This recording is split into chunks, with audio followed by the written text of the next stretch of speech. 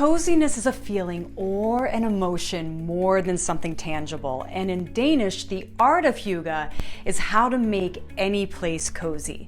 Cozy homes are homes that sell. Hi, I'm Kimmy Rolph with Berkshire Hathaway, Fox & Roach, and I love a good blanket, warm socks, and cocoa, and that is what hygge is all about.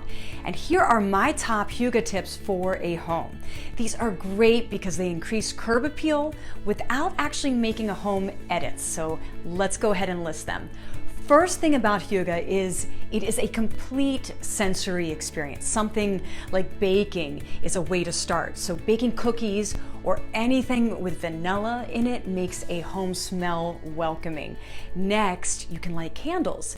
If you want to forego the baking, you could burn a scented candle that is not overpowering but has a holiday scent.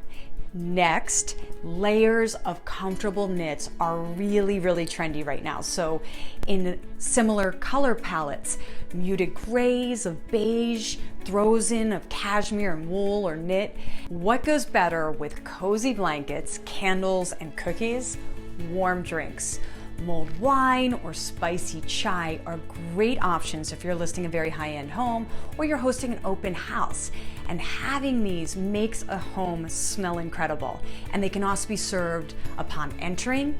And if you have an event catered, so lastly is the playlist.